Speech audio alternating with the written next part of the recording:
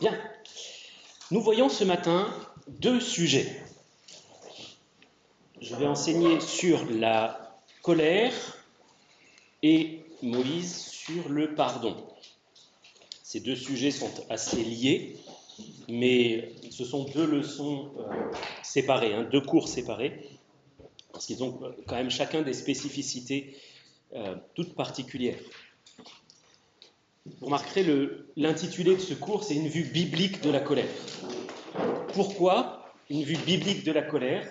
Parce que la colère, c'est quelque chose de très très courant, d'universel, mais en avoir une compréhension biblique, ça c'est le défi.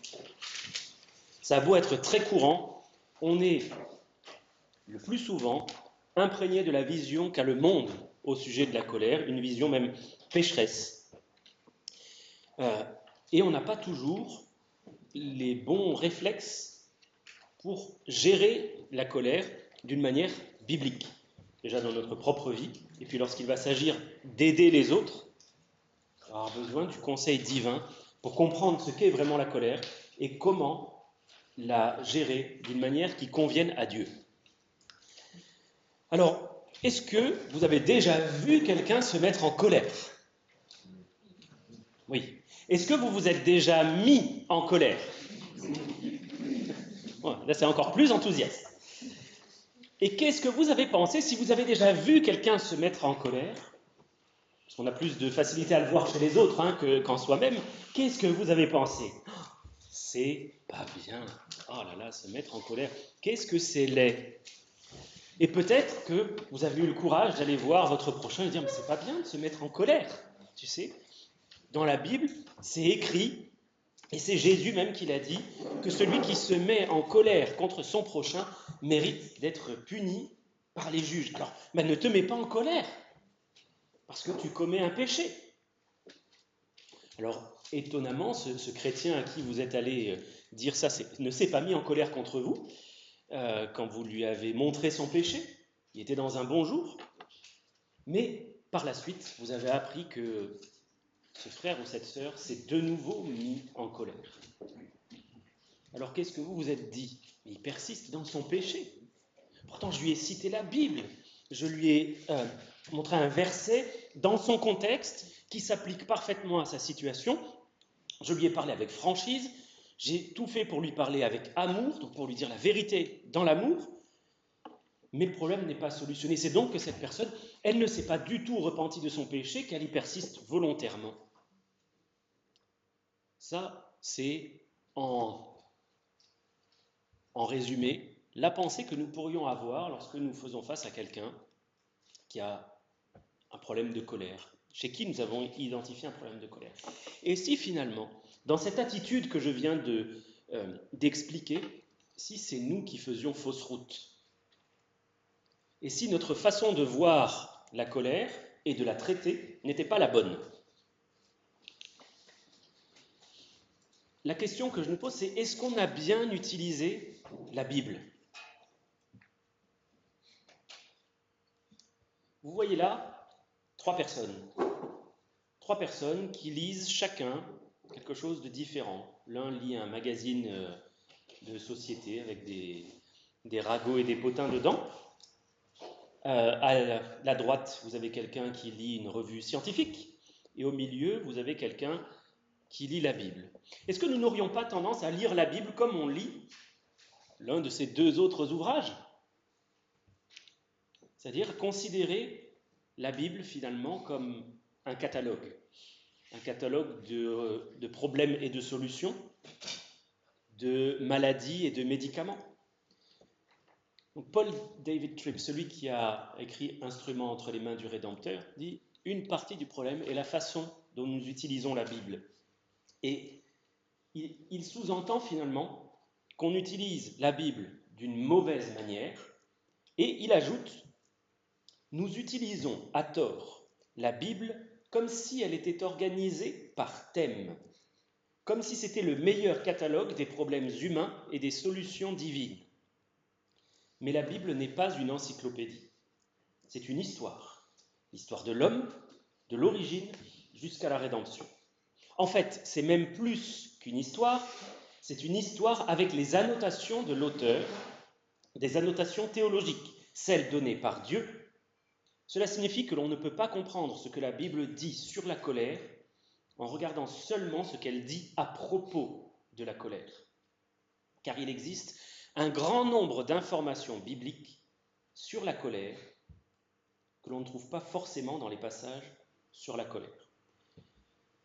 Alors, je vous cite là simplement Paul David Tripp, et dans le texte original, il n'était pas question de colère, il était question de mariage. Mais pour les besoins de ce cours, on a enlevé le mot mariage et on l'a remplacé par colère. On ne peut pas se contenter d'utiliser dans la Bible seulement les passages qui parlent de la colère pour traiter les problèmes de colère. De la même manière qu'on ne peut pas utiliser seulement les passages qui parlent de mariage pour traiter les problèmes de mariage. La Bible ne fonctionne pas comme ça. Ce n'est pas le catalogue, ce n'est pas l'encyclopédie médicale. C'est une histoire.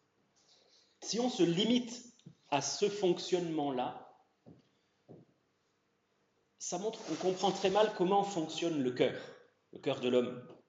Ça montre qu'on comprend mal la Bible et l'auteur de la Bible et comment la Bible est censée nous diriger. Parce que le problème, ça n'est pas la colère. Bien sûr, la personne qui vient vous voir viendra peut-être vous voir en disant « j'ai un problème avec la colère ».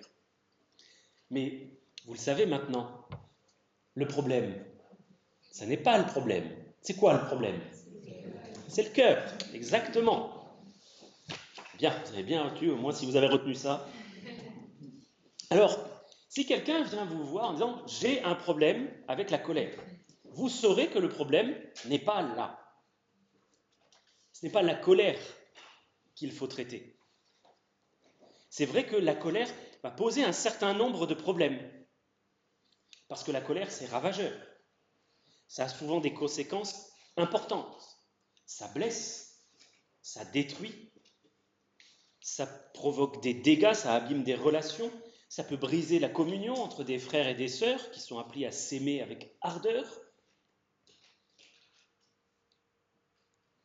Ça brise la communion avec Dieu aussi.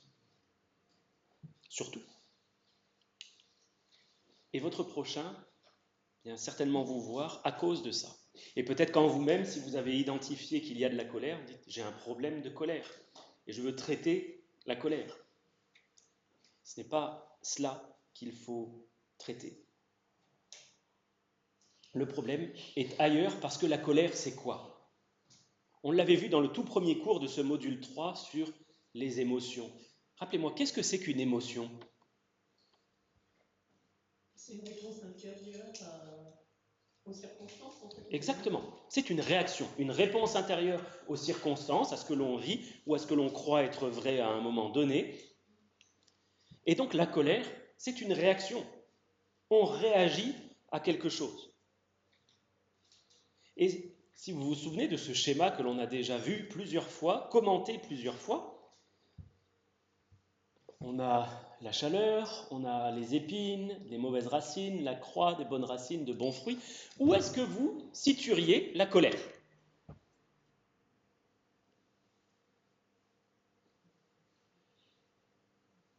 J'ai cru entendre un chuchotement de bonnes réponses par là-bas. Oui, c'est le mauvais fruit, ce sont des épines. La colère, ce sont les épines. Alors, est-ce que ça sert à quelque chose, si vous avez un beau cactus dans votre jardin, d'aller retirer toutes les épines?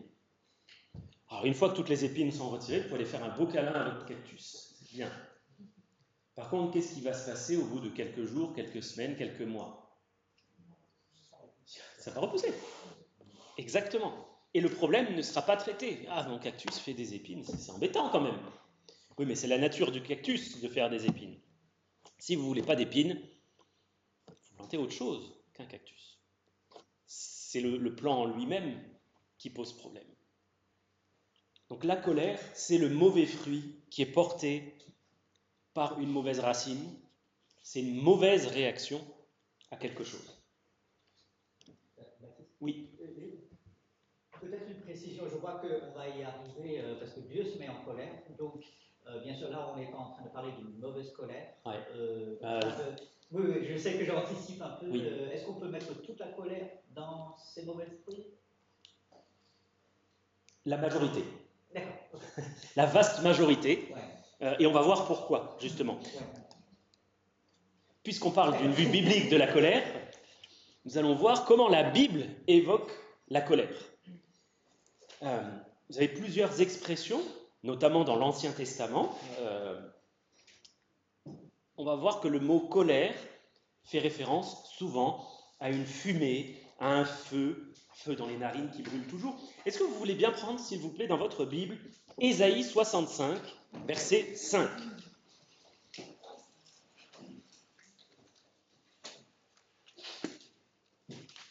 Ésaïe 65, verset 5.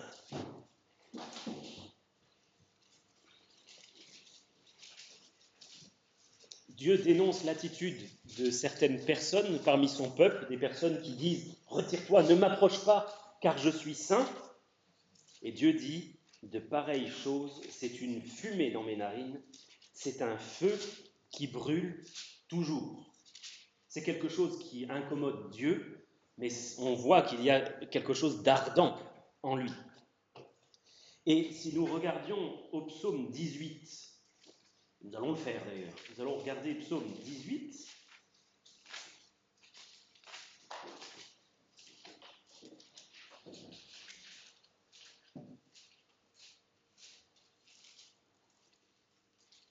Verset 8, on voit une manifestation de la colère de Dieu.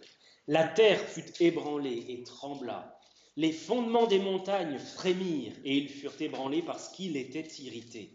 Verset 9. Il s'élevait de la fumée dans ses narines et un feu dévorant sortait de sa bouche. Il en jaillissait des charbons embrasés. Donc voilà des évocations de la colère dans l'Ancien Testament, et vous remarquerez que c'est la colère divine, là dont il est question.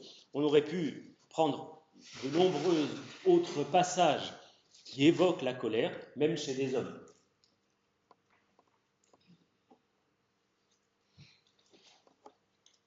Dans le Nouveau Testament, les termes sont un petit peu différents. Lorsqu'on voit la colère, on va parler d'amertume, d'animosité, de clameur, c'est-à-dire des cris. C'est Éphésiens 4, versets 31 et 32 notamment, surtout 31. Voilà la façon dont le Nouveau Testament évoque la colère.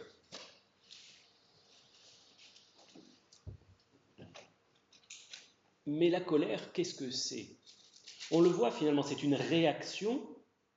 On réagit à quelque chose et on agit. Une réaction, c'est qu'on agit face à quelque chose. Et c'est très important de se rappeler que la colère, c'est quelque chose que l'on fait. On se met en colère. On agit dans la colère. La colère n'est pas une fatalité, c'est un acte.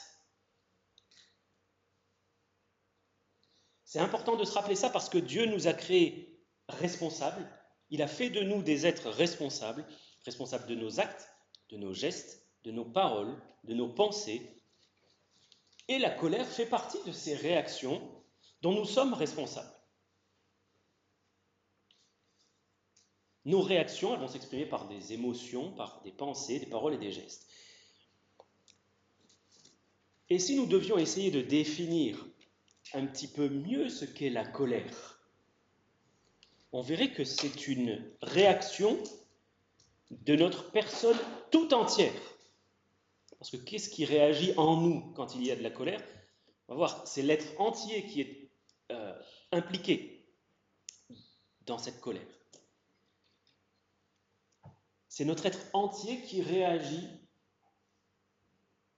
à quelque chose que nous percevons comme négatif.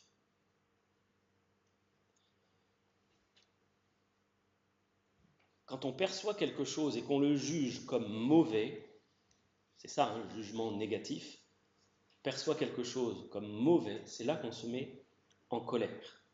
C'est l'expression de notre jugement négatif sur quelque chose. cette chose-là n'est pas bonne, alors je me mets en colère. Donc, puisque la colère est une émotion, on l'a vu, c'est une réponse aux circonstances. Et elle va s'exprimer donc, de diverses manières. Comment s'exprime la colère? Comment est-ce que vous voyez qu'il y a de la colère? Je vous pose la question. On hausse le ton. Le ton monte. Expression du visage. On peut rougir. Coloration du visage. Il y a l'excitation. Oui, une attitude excitée, de l'agitation. La La violence violence des mots. La violence des mots, mais la violence des gestes. des gestes. Et puis à l'autre, oui, Il peut y avoir des gens qui montrent des colères silencieuses aussi. exactement.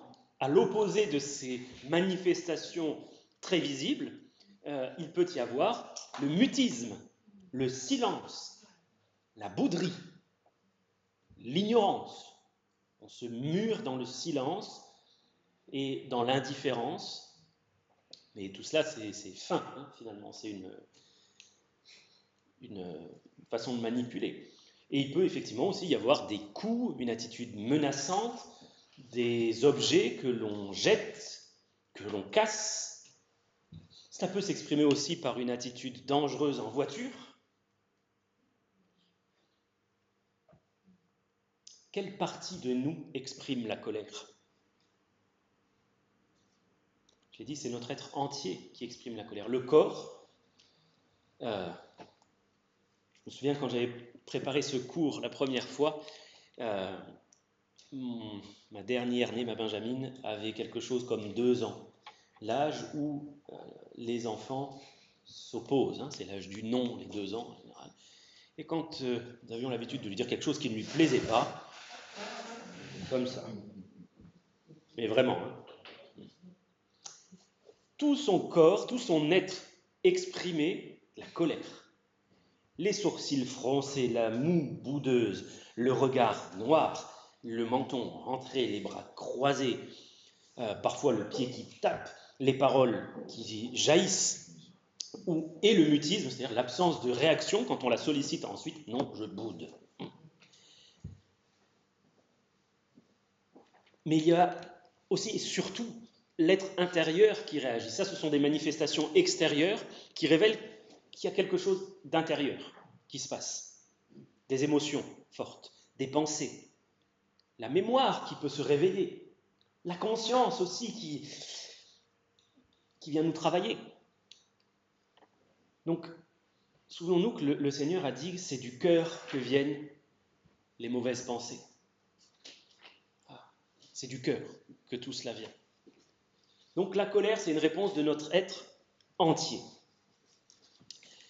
Et pour répondre à la question qu'a posée Robert tout à l'heure, il faut faire un distinguo entre colère divine et colère humaine. Parce que qui est en colère dans la Bible? Les exemples qu'on a pris tout à l'heure nous montrent que Dieu est en colère, mais aussi que l'homme se met en colère. Et qui est la personne la plus en colère de tout l'univers? C'est Dieu, clairement. Il est la personne la plus en colère qui existe. Et justement parce que nous voyons Dieu en colère, nous avons tendance à penser que la colère, finalement, ça n'est pas si grave que ça. Jésus s'est mis en colère, moi aussi je me mets en colère, donc ça n'est pas un péché, tout va bien, ma colère est juste. Mais il faut faire attention, parce que Dieu dit au psaume 50, verset 21, « Tu t'es imaginé que je te ressemble ». Et dans cette attitude, cette façon de penser qui consiste à dire « mais je fais comme Dieu », surtout par rapport à la colère, ça pose vraiment un problème. On s'imagine que l'on ressemble à Dieu ou que Dieu nous ressemble, alors qu'en fait, pas du tout. On se trompe vraiment lourdement. C'est vrai que Dieu éprouve de la colère. C'est maintes fois répété dans la Bible. Mais Dieu est juste, Dieu est saint, donc sa colère est juste et sa colère est sainte. Toujours juste, toujours sainte. Il est possible que ce soit notre cas aussi, Il est possible que nous éprouvions, malgré le péché qui est en nous, une colère juste et sainte. Et c'est pour ça qu'il est dit en Éphésiens 4, 26, si vous vous mettez en colère, ne péchez point. Parce qu'il est possible d'éprouver une colère juste et une colère sainte. Mais c'est rarement le cas. Si notre colère est juste et qu'elle est sainte, elle ne doit pas nous amener à pécher. Oui, Jean. Comment peut-on expliquer ça? La colère de Moïse, elle était juste, bonne ou mauvaise? Tu fais référence à quel événement? Quand il était, je crois, dans le désert. Oui, quand il a frappé Dieu lui a dit de frapper le rocher. Quand Dieu lui a dit de parler au rocher et que lui a frappé le rocher. Mais c'était une colère pécheresse. Elle l'a amené à désobéir à Dieu. Ce n'était pas le peuple qui l'a mis en colère. Ah, alors, garde bien cette question en tête. Est-ce que c'est le peuple qui l'a mis en colère? On va répondre à cette question dans un instant, parce que justement, nous avons tendance à penser que la colère fonctionne comme cette télécommande. Il suffirait qu'on appuie sur le bouton, que quelqu'un appuie sur le bouton et qu'on se mette en colère. On verra, je ne dévoile pas tout maintenant parce qu'il faut que je suive le fil de pensée, la structure du cours, mais c'est une excellente question à laquelle on va répondre dans un instant. Donc Dieu est en colère, mais il est aussi la personne la plus aimante de la Bible. La Bible nous dit que Dieu est amour. Elle ne nous dit pas que Dieu est colère. Elle dit que Dieu est en colère, c'est un état, mais dans sa nature, Dieu est amour. Ce qui veut dire que même dans sa colère, Dieu manifeste son amour. Ça, c'est très important. Même dans sa colère, Dieu manifeste son amour. Il nous faut lire ce texte de David Powlison. Souvent, nous ne voyons pas que la colère et l'amour de Dieu sont entièrement compatibles l'un avec l'autre et sont des expressions différentes de sa bonté et de sa gloire. Les deux interagissent. Vous ne pouvez pas comprendre l'amour de Dieu si vous ne comprenez pas sa colère. Parce qu'il aime, il est en colère contre ce qui fait du mal. Mais remarquez la manière dont les enfants de Dieu font l'expérience de sa colère. Sa colère envers eux s'exprime en leur nom comme un amour extrêmement doux. D'abord, par son amour, la colère que mérite votre péché est tombée sur Jésus. Deuxièmement, dans l'amour, la colère de Dieu travaille à désarmer la puissance de votre péché. Troisièmement, grâce à son amour, la colère de Dieu vous délivrera de la douleur et des péchés des autres. Donc, la colère de Dieu est quelque chose qui est étroitement imbriqué dans la manifestation de son amour. Dieu est en colère contre ce qui est mal, contre ce qui fait du mal. Et c'est parce qu'il aime que ça le met en colère, parce qu'il veut le bien. Il le désire ardemment, pas son bien propre, mais le bien de l'autre. Oui. Cette citation, elle est de David Powlison, je pense chrétien en colère, mais je ne suis pas sûr.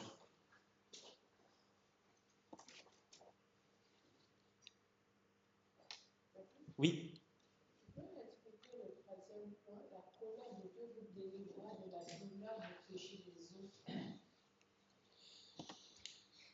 C'est profond, cette question-là. On peut la voir, je pense, de plusieurs manières.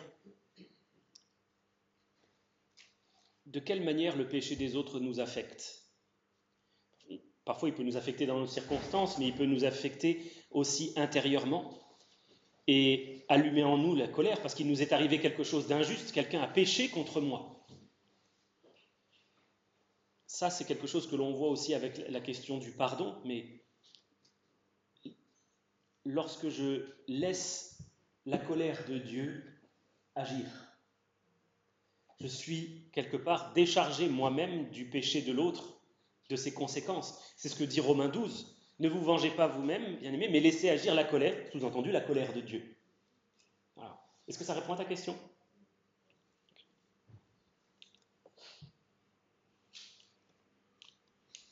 Donc pour comprendre la différence qu'il y a entre une colère divine et la colère humaine, la colère pécheresse humaine, il nous faut savoir pourquoi Dieu se met en colère. Et il y a 3 raisons principales. Dieu se met en colère quand on désobéit à sa parole, quand on déshonore son nom et quand sa gloire lui est volée. Il y a quelques années, vous m'auriez dit cela, mais c'est hyper égocentrique en fait. C'est ce que j'aurais pensé au sujet de Dieu. Dieu est vexé. Et donc il nous fait ressentir sa colère. Mais en réalité, pas du tout. Je vous donne là un exemple que j'ai déjà donné. Pardonnez-moi si je radote un petit peu.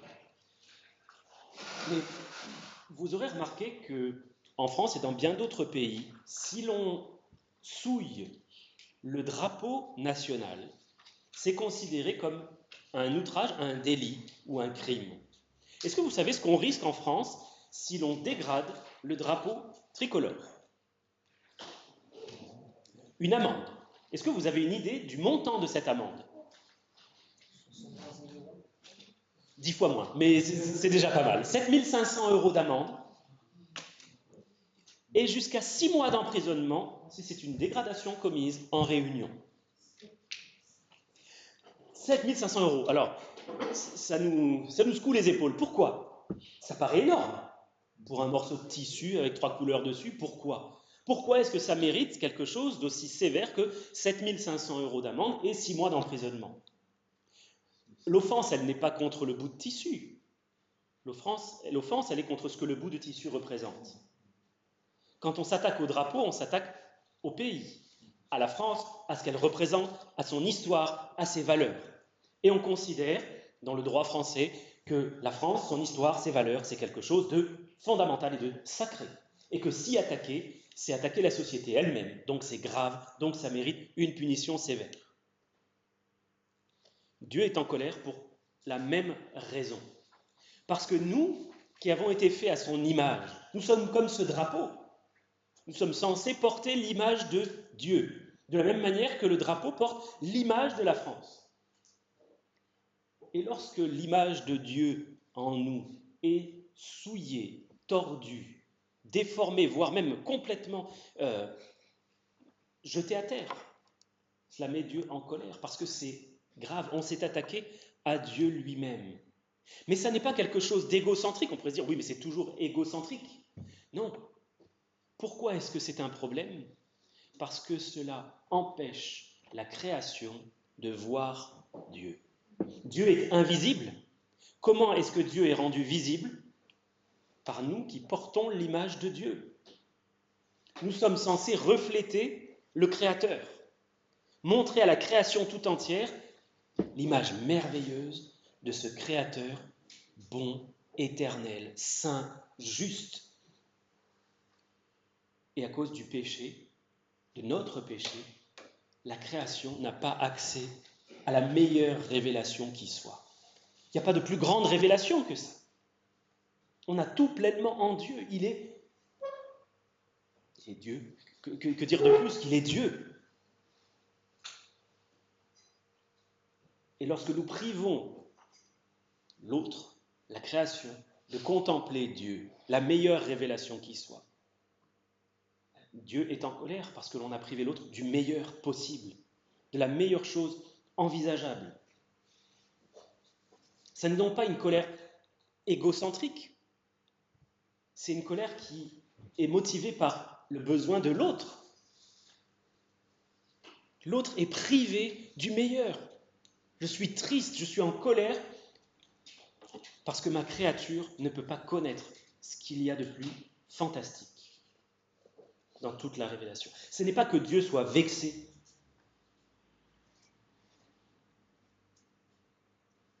Regardez, dans le psaume 4, au verset 3,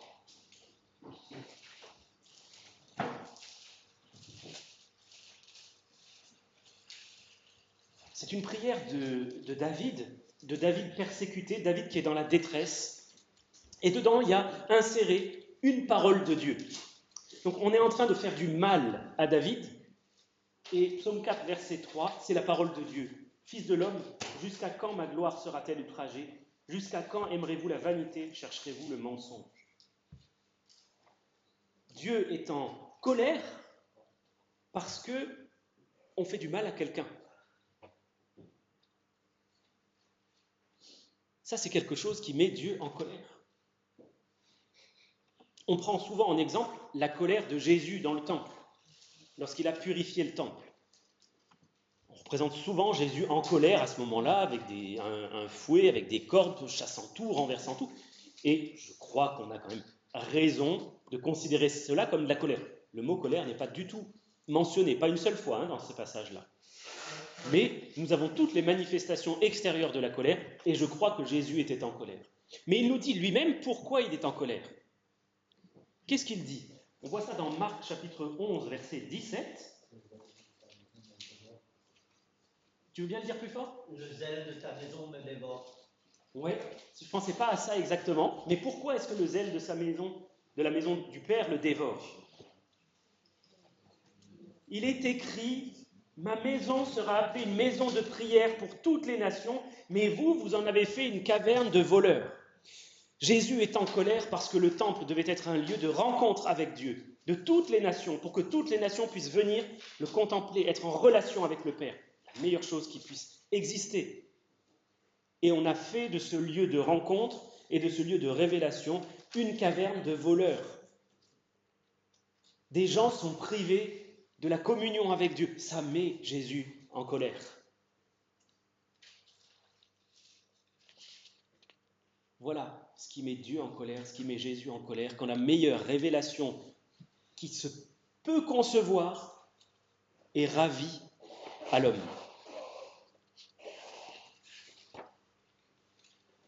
L'homme, lui, se met en colère. Cette colère est parfois juste, mais c'est rare. De manière générale, Jacques nous dit que la colère de l'homme n'accomplit pas la justice de Dieu. Quand nous nous mettons en colère, la plupart du temps, ce n'est pas parce que la gloire de Dieu est outragée. Et même quand Dieu est outragé lui-même, comment est-ce qu'il réagit? Comment le Seigneur Jésus a-t-il réagi lorsqu'on lui a cloué les mains et les pieds? Pardonne. Il a pardonné. Père, pardonne-leur, ils ne savent pas ce qu'ils font.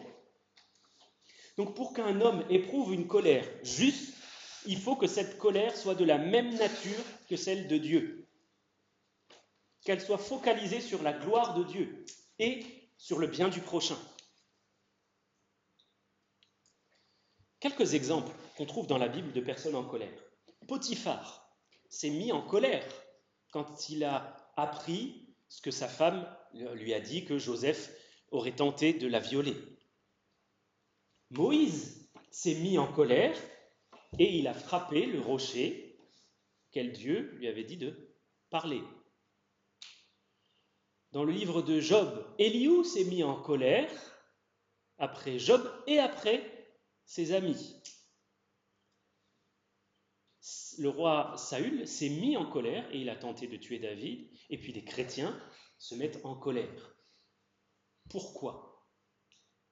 Après avoir vu pourquoi Dieu se met en colère, on va voir pourquoi l'homme se met en colère. 6 raisons principales. Et si vous êtes amené à conseiller quelqu'un qui se met en colère, qui est en proie à la colère, vous remarquerez peut-être ce raisonnement assez fréquent. Quelqu'un a appuyé sur le bouton. C'est lui, c'est elle qui m'a mis en colère. Ou comme le faisait remarquer Jean tout à l'heure, c'est le peuple qui l'a mis en colère. Et ça, vous pourrez le remarquer en entendant des phrases comme « mais c'est de sa faute si je suis en colère. Tu m'as mis en colère. » Ça, c'est une manière de dire « je ne suis pas responsable de ma colère, c'est l'autre. » L'autre, les circonstances, ce qui vient d'arriver, c'est ça qui m'a mis en colère, mais ça n'est pas de ma faute. Mais, on l'a vu, ça, ce n'est pas une vision juste de la colère. La colère, elle est produite par ce que je perçois comme une offense, comme quelque chose de mal, un jugement négatif que je porte sur quelque chose. Donc quand les choses ne se déroulent pas comme j'ai envie qu'elles se passent, je me mets en colère. Je peux me mettre en colère quand on me blâme pour quelque chose que je n'ai pas fait. On m'accuse injustement. Je récolte un fruit que je n'ai pas semé. C'est trop injuste. Je mérite autre chose. J'ai rien fait pour mériter ça. Je pense, oui. Est-ce que tu peux juste rappeler, je reviens en arrière, pourquoi Dieu se met en colère? Tu as cité 2 choses. Il y avait 3 choses. La désobéissance à sa parole, le déshonneur de son nom et le vol de sa gloire.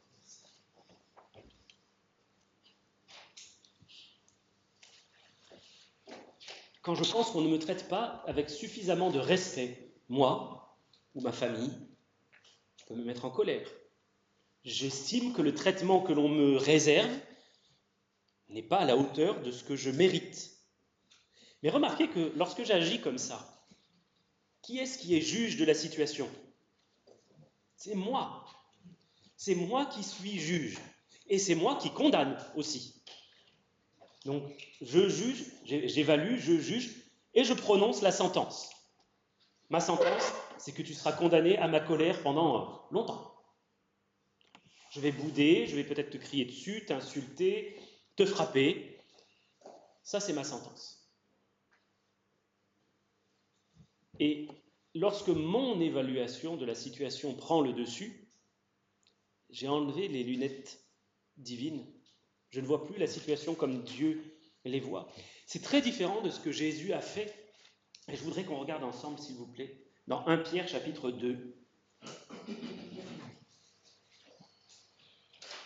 1 Pierre 2, versets 21 à 23.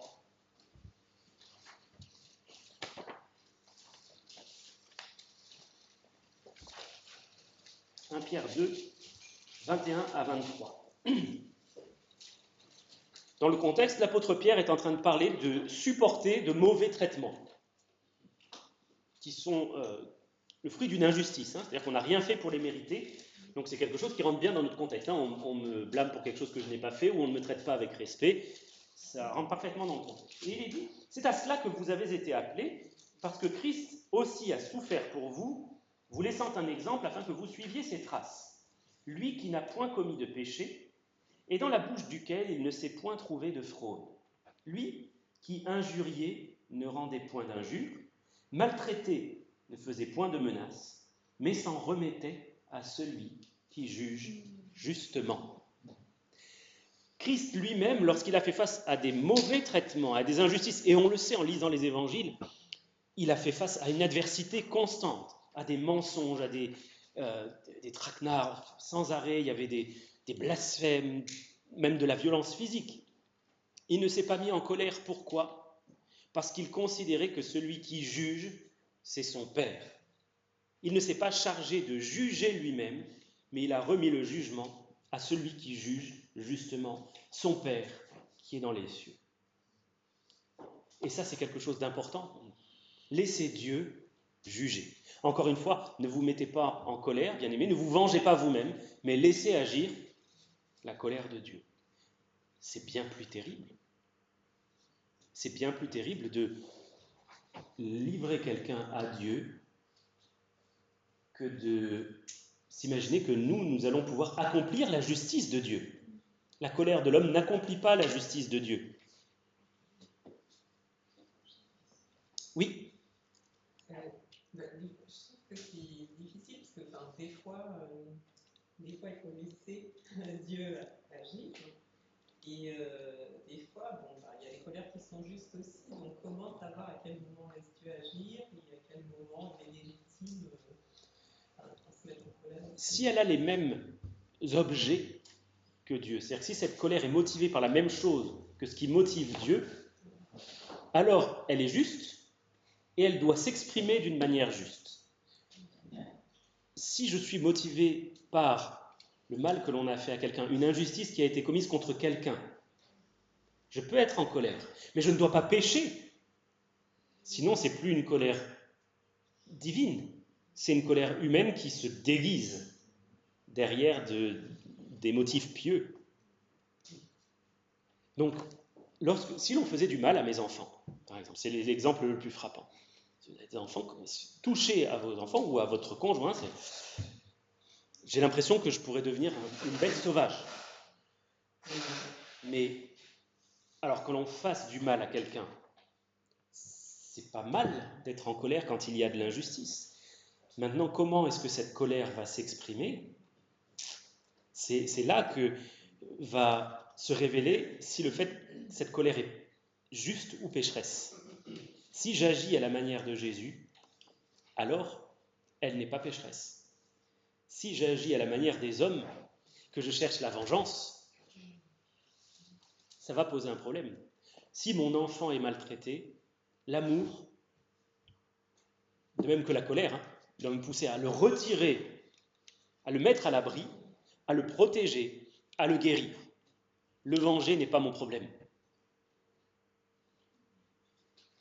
Or, ma colère humaine va souvent chercher à faire, évidemment, mettre mon enfant à l'abri, le protéger, mais si je peux au passage distribuer 2-3 calottes, je m'en priverai peut-être pas. Et c'est là qu'on pêche. Donc, autre sujet de colère, on n'a pas fait ce que je demandais. Oui.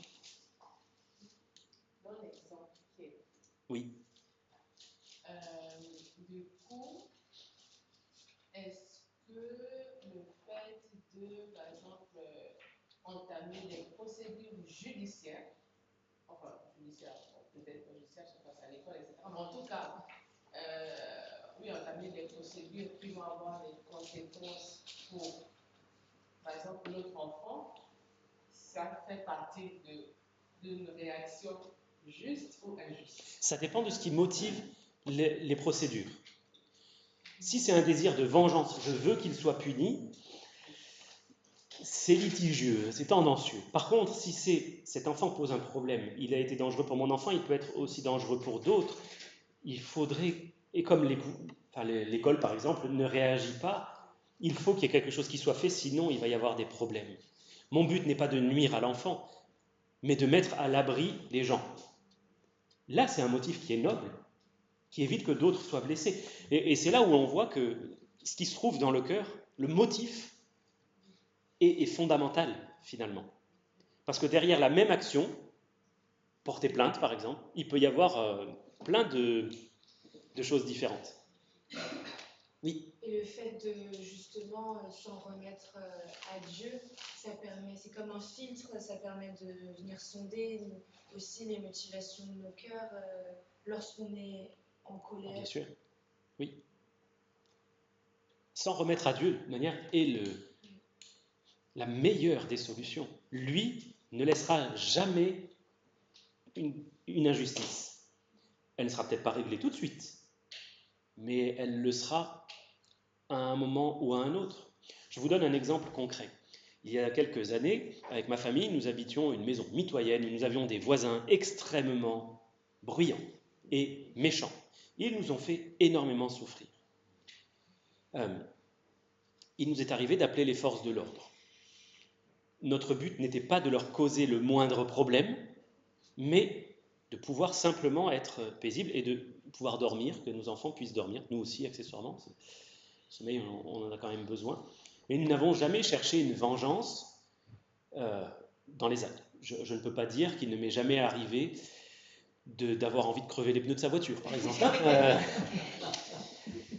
Mais, vous voyez, j'ai jugé en moi-même, oh là, ça c'est quelque chose qui n'est pas bon, c'est injuste, c'est méchant, c'est de la vengeance. Dieu me dit de ne pas me venger, donc je ne le fais pas. Dieu me dit de faire du bien à mes ennemis, donc on a tenté de leur faire du bien.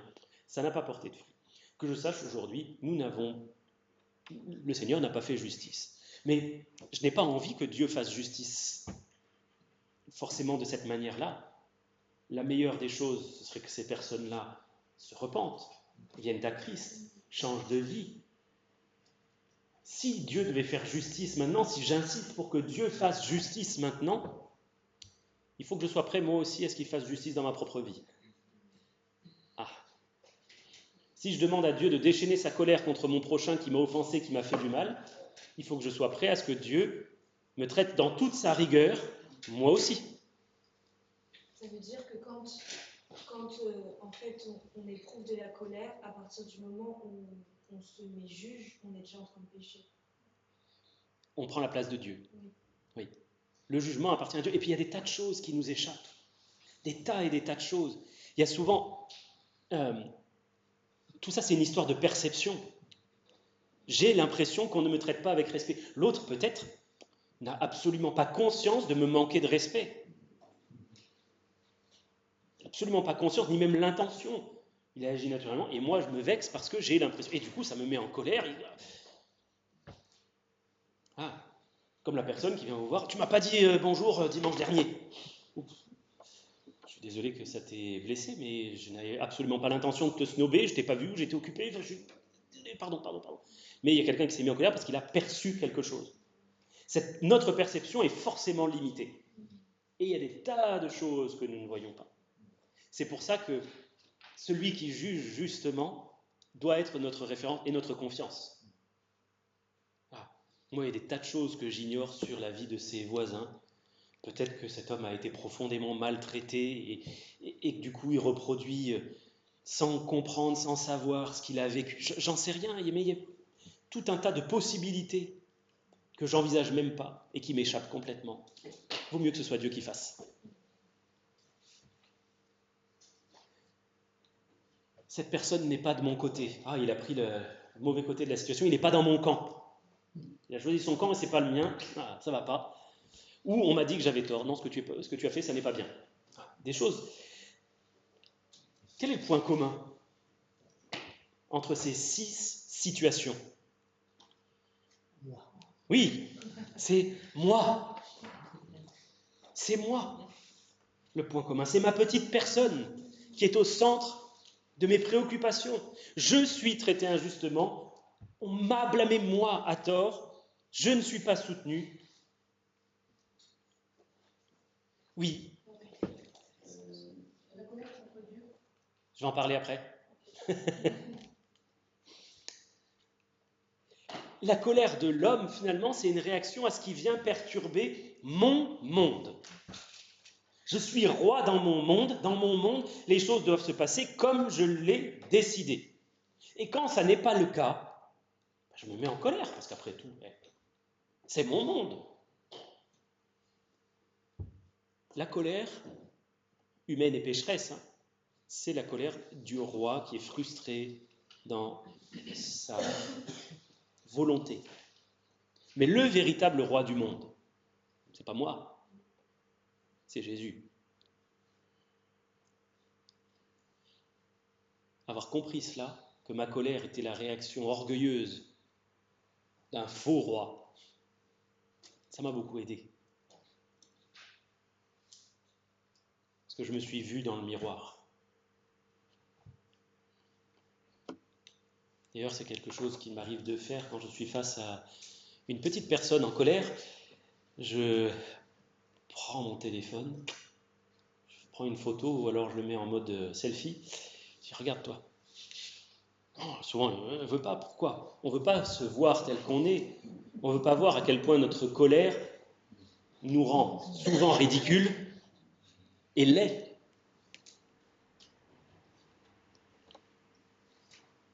Donc la colère injuste, elle a soi pour centre. On dit, je devrais avoir cela. C'est mon droit, tu me prives de mon droit. Mais comment Jésus nous a demandé de réagir avec ceux qui nous privent de notre droit? Si ton ennemi vient prendre ton manteau, donne-lui encore ta tunique. Si quelqu'un te force à faire 1000 avec lui, fais-en 2. Va plus loin, en fait. Voilà ce que nous dit Jésus. Donc, quelques manifestations de la colère, et ça c'est important, la colère devient pécheresse quand elle produit une action pécheresse. L'un des plus grands défis que nous pouvons rencontrer quand on fait de la relation d'aide biblique, c'est d'amener notre prochain à prendre la responsabilité de sa colère. Souvent, il va y avoir cette idée de « il ou elle a appuyé sur le bouton ».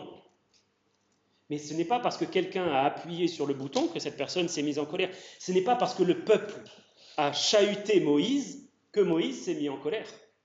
S'il n'y avait pas de colère dans le cœur de Moïse, qu'est-ce qui serait sorti de son cœur? Bien des choses, mais pas de la colère. Mais il a suffi de pousser un petit peu, de presser, qu'est-ce qui est sorti? De la colère.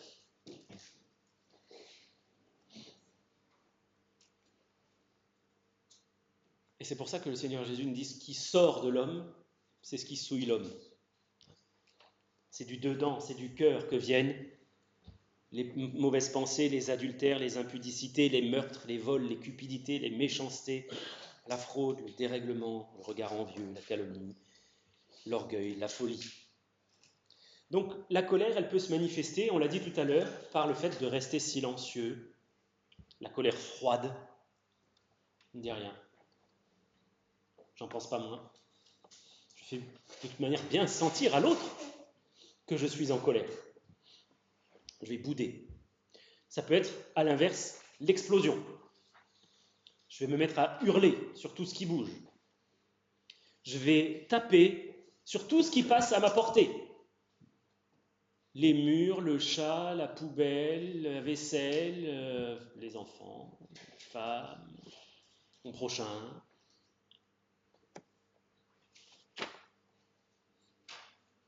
Et puis enfin, il y a le « Non, je ne suis pas du tout en colère, je ne vois pas du tout de quoi tu veux parler ». C'est le déni.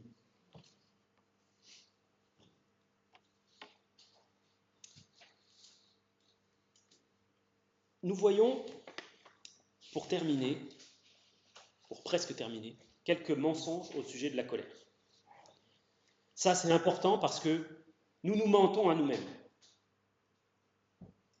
Le péché nous rend aveugles. Il se cache, le péché. Il se dissimule et nous ne le voyons pas. Nous ne le voyons pas tel qu'il est. Et c'est pour ça que, d'ailleurs, je repense à l'exemple de Moïse. Pourquoi est-ce que Dieu a maintenu son châtiment jusqu'au bout? Pourquoi est-ce que Dieu a empêché Moïse jusqu'au bout d'entrer dans la terre promise? Parce que Moïse ne s'est pas repenti. Jusqu'au bout, il est resté avec cette idée, c'est à cause du peuple que je me suis mis en colère. Il n'a pas pris la responsabilité de sa colère. Et quand il a demandé à Dieu, mais s'il te plaît, laisse-moi quand même, Dieu dit, ne me parle plus de cette affaire. Donc, le fait d'être aveugle fait qu'on va se mentir à soi-même. On va voir facilement la paille qui est dans l'œil du voisin, mais pas la poutre qui est dans le nôtre. Et c'est pour ça qu'on peut entendre tout un tas de choses fausses au sujet de la colère, comme de n'importe quel péché d'ailleurs. Et notamment le « c'est en moi ». Je n'y peux rien, ça fait partie de ma personnalité. Dieu m'a fait comme ça. Quand je dis ça, finalement, je suis en train de dire que c'est la colère qui me maîtrise. Ce n'est pas de ma faute, presque la faute de Dieu.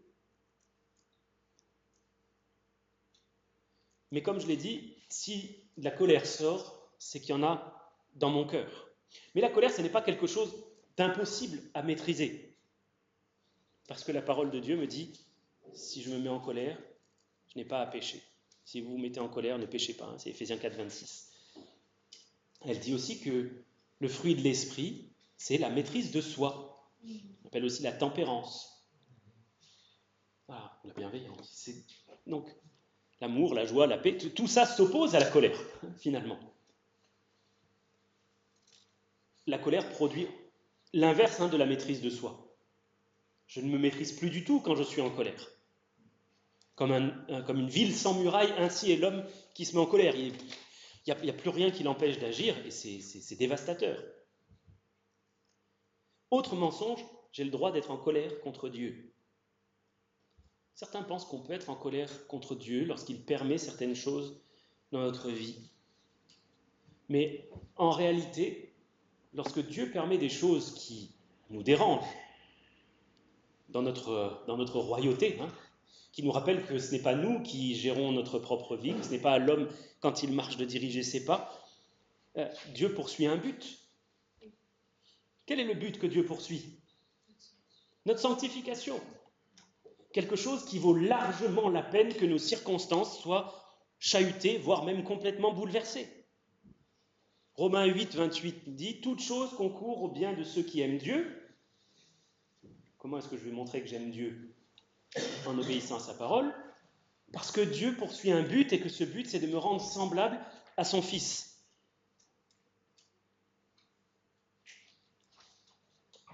Dieu n'hésite pas à chambouler nos circonstances parce qu'il y a quelque chose de bien plus précieux en vue que notre confort et nos circonstances ici.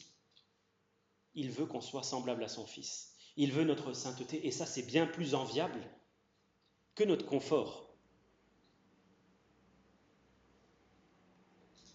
Il faut se rappeler que Dieu ne fait jamais rien de mal. En Dieu, tout est lumière. Il n'y a pas de ténèbres. Il n'y a pas de recoin caché où Dieu conserverait en lui un petit motif de nous faire du mal. C'est ce que Job soupçonnait d'ailleurs. Hein. Tu cherches des motifs contre moi. Voilà ce que tu cachais jusqu'à présent. Et Dieu lui dit, mais tu assombris mes desseins par tes discours sans intelligence. Moi, je suis lumière, toi, tu mets des ténèbres dans mon cœur. Tu me prêtes des desseins, des motifs, des intentions ténébreuses, alors qu'en moi, il n'y a que du bon. Et pour finir, mon plus gros problème, c'est que je suis en colère contre moi-même. En réalité, on n'est pas en colère contre soi. Ça, c'est un mensonge. On déteste les choses qui sont arrivées par notre faute. On déteste les conséquences de ce qui s'est passé. J'ai fait quelque chose et il en est sorti quelque chose de désagréable. Qu'est-ce que je fais? Je suis en colère contre moi. Non, je déteste ces circonstances. Je déteste les conséquences de mes actes. On déteste les conséquences plus que l'acte lui-même. Et ce qui fait qu'en fait, ça n'est pas de la repentance du tout. Il y a cette différence entre la tristesse du monde et la tristesse selon Dieu. La tristesse selon Dieu, c'est être triste comme Dieu est triste. Dieu est attristé par notre péché, parce qu'on n'est pas en communion avec lui.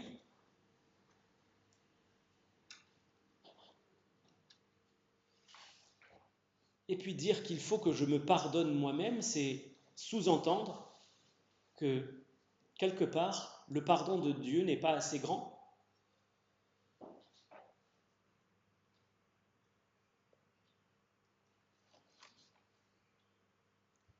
Donc il faut faire attention, cette colère, cette pseudo-colère que l'on dit tourner contre nous-mêmes, elle est trompeuse, en réalité. Elle n'est pas dirigée contre le bon objet.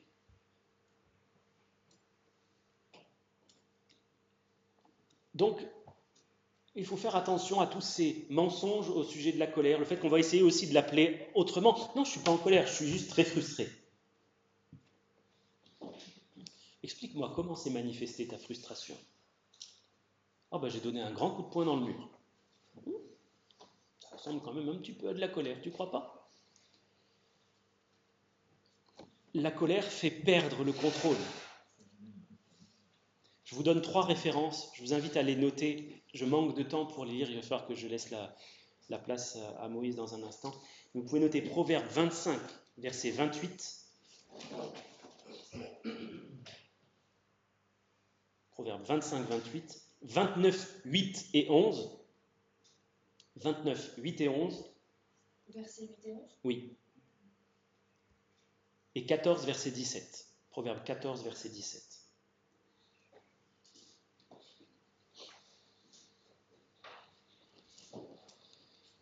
Est-ce que vous vous souvenez du récit biblique où Saül prend sa lance, la jette contre David, et David s'esquive et la lance se plante dans le mur.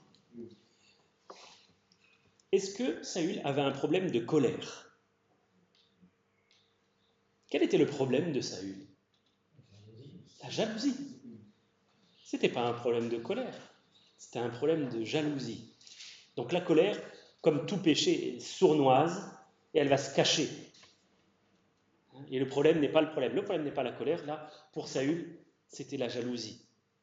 La colère, dans ce cas-là, elle nous montre qu'elle est un symptôme. Le symptôme de quelque chose. C'est les épines qui poussent sur l'arbre.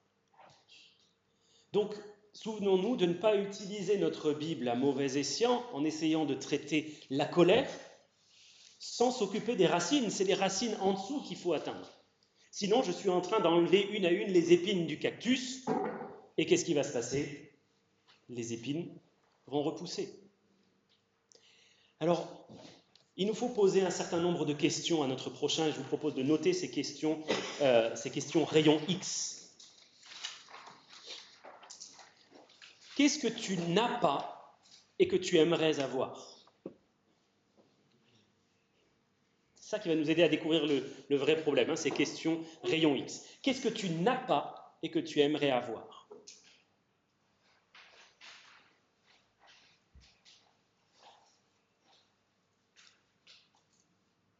Comment voulais-tu que les choses se passent?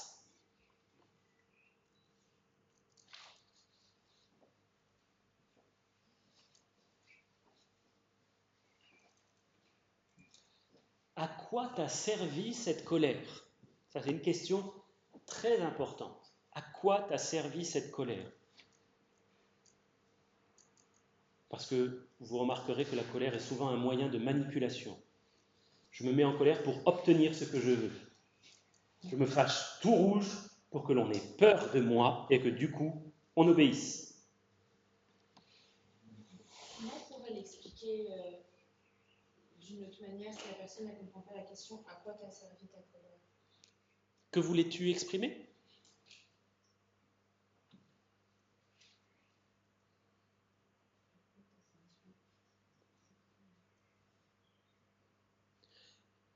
Qu'est-ce que voulait le grand frère du fils prodigue dans Luc 15? Est-ce qu'il avait un problème de colère? Non, pourtant, il a dit qu'il s'est mis en colère. Qu'est-ce qu'il voulait? Quel était son problème? La jalousie. La jalousie, la reconnaissance, qu'on s'occupe de lui. Vous voulez qu'on l'aime? Les deux, hein, dans l'histoire, ils ont un problème avec l'amour du père, hein, mais mauvaise conception de l'amour du père. Il n'avait pas un problème de colère. Qu'est-ce qu'il voulait? Je voulais que mon père m'aime. Or, on voit qu'il a en plus une mauvaise perception du coup. Et oui, son père l'aime. Oui. Tout ce que j'ai est à toi. Oui, mais moi, j'ai pas osé me servir. Je pensais que pour te plaire, il fallait que je prenne rien. Mauvaise conception de l'amour du père. Il y en a un qui voulait tout sans que le père lui dise comment agir. Je veux l'héritage, mais je veux pas que tu me dises comment m'en servir. Donc, en clair, je voudrais que tu sois mort. Voilà. Et l'autre qui dit je veux bien obéir, mais j'ose pas me servir parce que c'est une mauvaise conception de l'amour du père. Alors, malgré tout, on a vu qu'il y a un grand nombre de passages qui évoquent la colère. Et il sera peut-être utile devant un frère, une sœur, une personne qui peine à prendre sa propre responsabilité et à reconnaître qu'elle est en colère, de lui montrer différents versets qui montrent ce qu'est la colère. Dresser une liste de ces versets, de mettre notre prochain face à cette liste. Il y a dans le livre S'examiner soi-même, gros ouvrage, je ne sais pas si vous l'avez déjà vu ou parcouru, justement, il emploie cette méthode dans le chapitre sur les péchés dominateurs, c'est-à-dire les péchés dont on a du mal à vraiment s'affranchir. Et si vous continuez à pécher, c'est que vous ne tenez pas compte de tel verset, tel verset, tel verset, tel verset, tel verset, tel verset, tel verset. Me retrouver, moi, face à cette liste-là, ça a été la meilleure douche glacée, avec les gros glaçons dedans, que j'ai prise de ma vie. Me montrer à quel point, en fait, je me cachais, à quel point je me trouvais des excuses, et que la lumière resplendissante de la parole de Dieu est venue, mais pulvériser tout ça en un instant. Ça a fait du bien, je peux vous dire.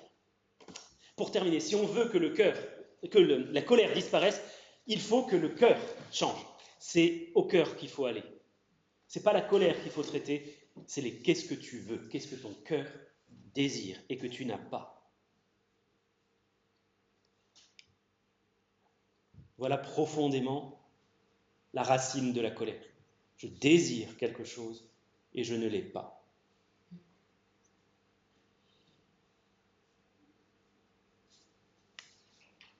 Et on va s'arrêter là pour ce cours sur la colère. Je vous propose une pause de 10 minutes.